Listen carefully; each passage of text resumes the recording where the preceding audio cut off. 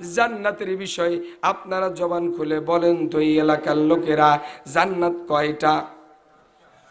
আরো জোরে বলেন, পিছনের লোক বলেন, চিৎকার দিয়ে বলেন। 8টা জান্নাত কোথায় পাইছেন? কোরআন এবং হাদিসের কোথাও 8টা জান্নাতের দলিল পাওয়া যায়? জোরে বলেন, পাওয়া যায় না। এজন্যই বললাম, খটকা লাগতে পারে, আপনার মধ্যে দ্বিধা সংশয় আসতে পারে। পৃথিবীর কোনো আলেম এখনো দেখাইতে পারে নাই, এখনো পৃথিবীর কোনো বিদ্বানগণ প্রমাণ করতে পারে নাই জান্নাত 8টা। জান্নাত আল্লাহ তাবারক ওয়া তাআলা স্তরে স্তরে স্তরে স্তরে মর্যাদা সম্পন্ন করেছেন। সব থেকে শ্রেষ্ঠ স্তরের নাম হলো জান্নাতুল ফেরদাউস। জোরে কোন সুবহানাল্লাহ। এখন প্রশ্ন আসতে পারে, আপনি বললেন 8টা জান্নাত নয়, তাহলে জান্নাত কয়টা? আচ্ছা ওইটা উত্তর রাখেন, আরেকটা উত্তর দেন, জাহান্নাম কয়টা? এখন বলতেছেন না ভয়ে, চিন্তা করলেন 8টা বলে পড়ছি বিপদে, এখন কম তো একটা কম, 7টা বলে আবার পড়ি কোন বিপদে, ঠিক কি না? জাহান্নাম কয়টা?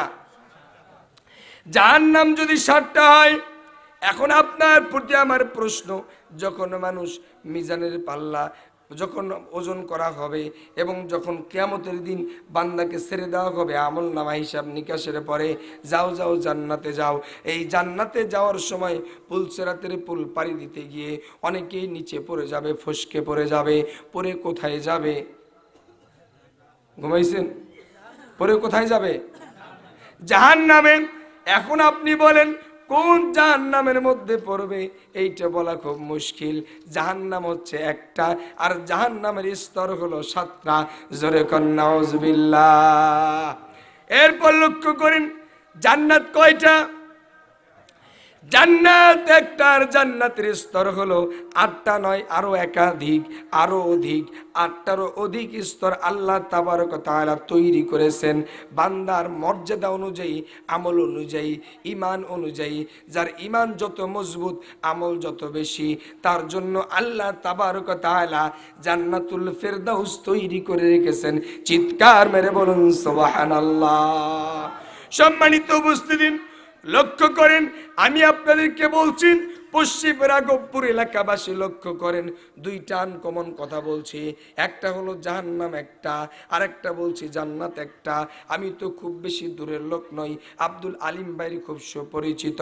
যদি খটকা লাগে আপনার মসজিদের ইমাম সাহেব বাজায়া দেয়, তাহলে আপনি আব্দুল আলিম ভাইয়ের কাছ থেকে নাম্বার নিয়ে ফোন দিবেন।